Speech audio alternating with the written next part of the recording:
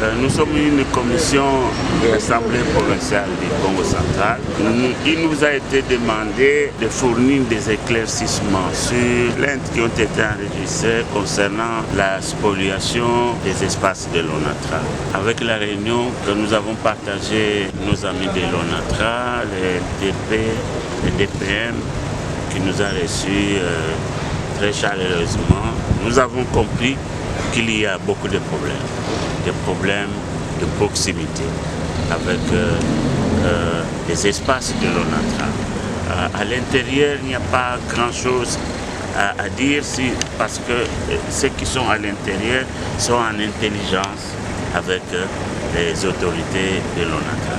Mais ceux qui sont à l'extérieur des espaces de l'ONATRA, ils sont des irréguliers, tenant compte des lois, notamment des textes qui attribuent à l'ONATRA les espaces d'occupation et qui prévoient 50 mètres de servitude. Les 50 mètres ont été non seulement spoliés, mais occupés avec une rare intensité. Certains ont eu des accidents, mais ils ne sont pas découragés.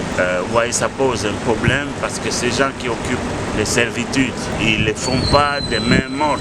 Ils sont autorisés par les services attitrés, ce qui pose un problème d'illégalité, un problème de droit, un problème administratif, un problème judiciaire, parce que j'ai même ouï dire que l'ONATRA se plaint.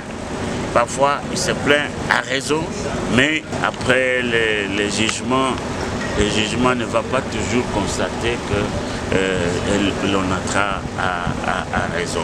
Ce sont des choses qui doivent être réglées après des séances de travail avec tous les services qui sont concernés.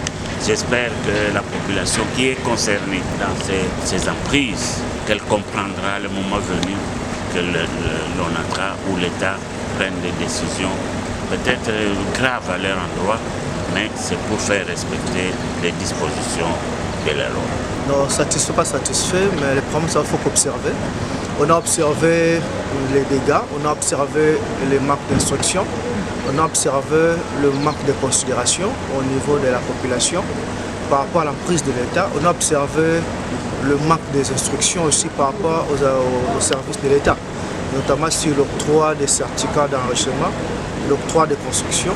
Tout cela, ils ne respectent pas les textes. Et les dégâts est énorme. Je crois que les dégâts, ce n'est pas aujourd'hui aussi, c'est demain, c'est le futur.